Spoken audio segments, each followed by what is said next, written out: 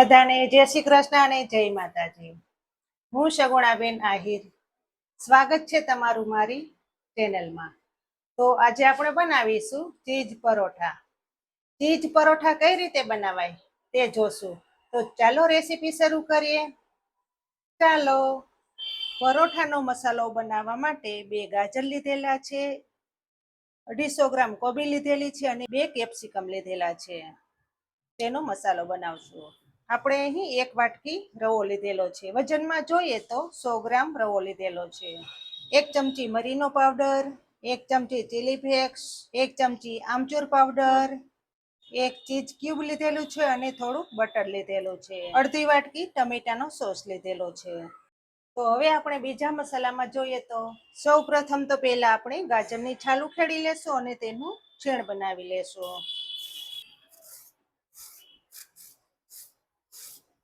ગાજરની સરસ એવી છાલ ઉખેડાઈ ગઈ છે, તો હવે તેનું ખમણીમાં છીણ તૈયાર કરશું।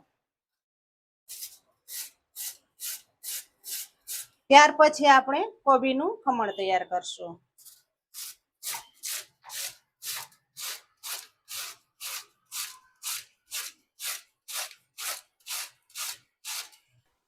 ત્યાર પછી આપણે કેપ્સિકમ મરચાંનું ખમણ બનાવશું। આપણે આ ત્રણેય વસ્તુ હાઈ ક્લાસ એવી જોબ થઈ ગઈ છે, તો હવે તેલ મૂકી અને ગરમ કરી લેશું। કઢાઈમાં 1 પાવરું તેલ નાખીશું। ત્યાર પછી આપણે તેલ ગરમ થઈ જાય પછી આપણે જોબ કરેલા મસાલા તેમાં નાખી દેશું।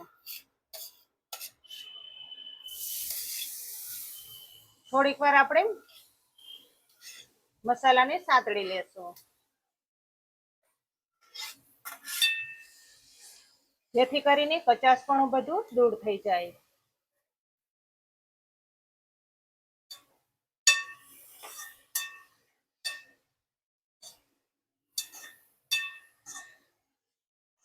જે રીતનો મોમસનો મસાલો બનાવો તે જ રીતનો આ પરોઠાનો મસાલો બનાવવાનો છે।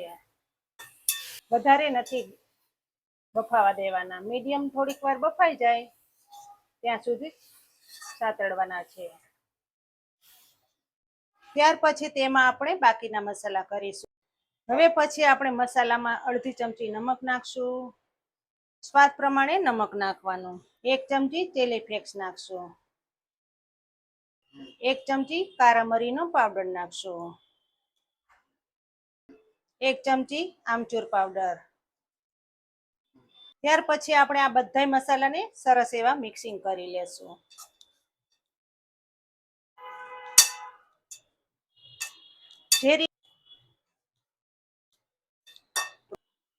મિત્રો, પરોઠાનો મસાલો તો હાઈ ક્લાસ એવો રેડી થઈ ગયો છે। તો જ્યાં સુધી મસાલો ઠંડો થાય ત્યાં સુધીમાં આપણે પરોઠાનો લોટ બાંધી લેશું। આપણે ગેસ ચાલુ કરશું। આપણે 100 ગ્રામ રવો લીધેલો છે, તો તેની સામે આપણે 3 ગ્લાસ પાણી નાખીશું।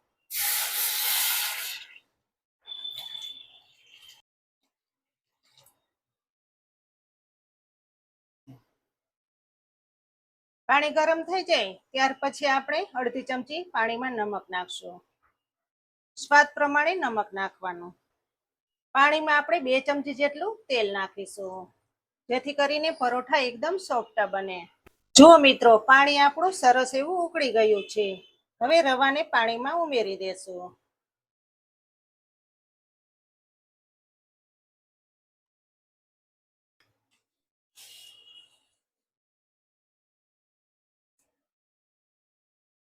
રવો પાણી વધારે પીવે છે, એટલે પાણી 3 ગણા વધારે જ નાખવાનું।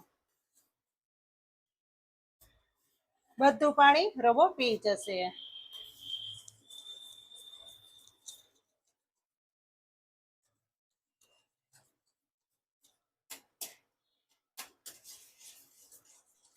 તમે આ રીતના રવાના પરોઠા ક્યારેય ના બનાવ્યા હોય તો ચોક્કસથી બનાવજો। જે રીતે આપણે રોટલીનો લોટ બાંધીએ તે જ રીતનો આપણે રવાનો લોટ બાંધવાનો છે। આ રીતે કઢાઈથી અલગ પડી જાય છે, કઢાઈ છોડવા લાગે છે ત્યાં સુધી રહેવા દેવાનું, પછી ગેસ બંધ કરી દેવાનો। રવાનું મિશ્રણ ઠંડુ થઈ જાય પછી આપણે પરોઠા બનાવીશું. મસાલો ઠંડો થઈ જાય પછી તેમાં ટમેટાનો સોસ નાખી દેશું, જેથી કરીને બાળકોને વધારે ભાવે. ત્યાર પછી આપણે ચીઝ નાખશું.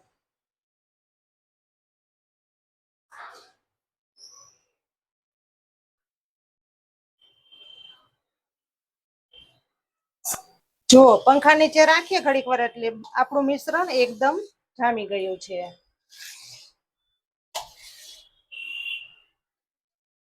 હવે થોડુંક તેલ નાખી અને લોટને મસળી લેશું. આ જ રીતનો પરોઠાનો લોટ રાખવાનો.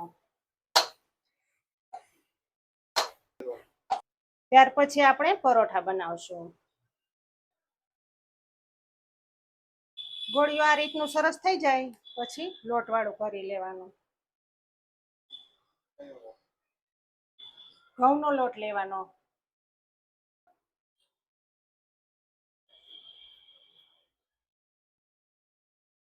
વેલણથી મળી લેશું.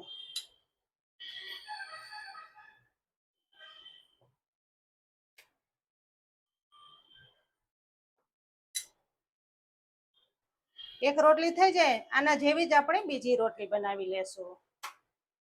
બંને રોટલી થઈ જાય પછી આપણે આ એક રોટલીની વચ્ચે મસાલો રાખી દેશું.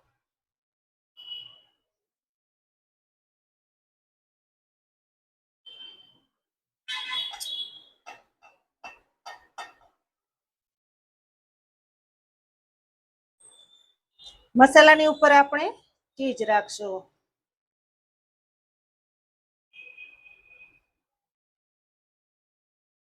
ત્યાર પછી આપણે બીજી રોટલી રાખી દેશું.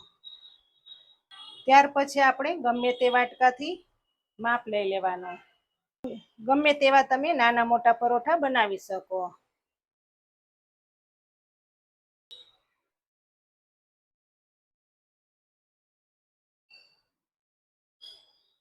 આ રીતે હળવા હાથે વણી લેવાનું પરોઠાને. આ રીતે પરોઠાની ફરતી સાઈડ દબાવી દેવાની, જેથી કરીને મસાલો અલગ ન થાય. લોઢી ગરમ થઈ જાય પછી ગેસ ધીમો કરી નાખવાનો. ધીમા ગેસ ઉપર જ આપણે પરોઠાને શેકવાનું છે.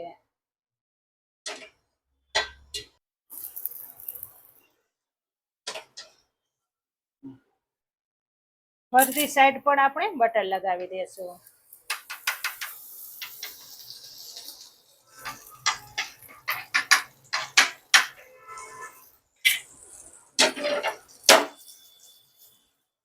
આ રીતે પકાવશો એટલે પરોઠું એકદમ ક્રિસ્પી થશે અને ખાવાની તો મોજ આવી જાય. પરોઠાને ફેરવી લેશું.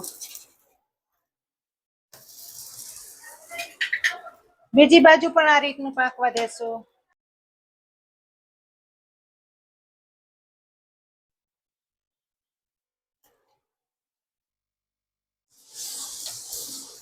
ગેસ તો ધીમો જ રાખવાનો, તો જ પરોઠું ક્રિસ્પી થશે. જોઈ શકો છો ને, જોતા જ ખાવાનું મન થાય તેવું પરોઠું તૈયાર થશે.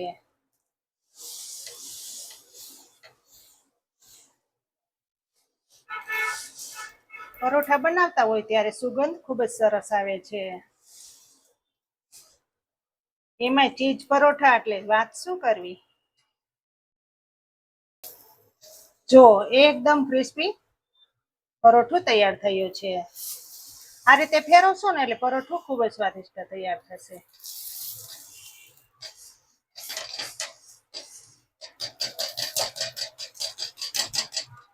હવે નીચે ઉતારી લેશો. આ રીતના બધા પરોઠા તૈયાર કરી લેશો. જો મિત્રો, તૈયાર થઈ ગયા છે આપણા પરોઠા. હવે એક પરોઠાને ખોલીને પણ જોઈ લેશો.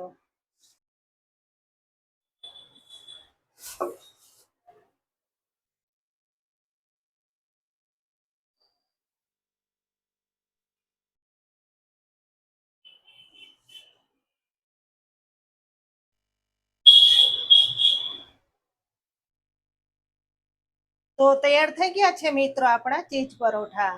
તો તમને કેવી લાગી આ ચીઝ પરોઠાની રેસીપી તે મને કમેન્ટમાં ચોક્કસથી જણાવજો. અને તમે પણ આ રીતના પરોઠા જરૂરથી બનાવજો, ખૂબ જ ખાવાની મજા આવશે.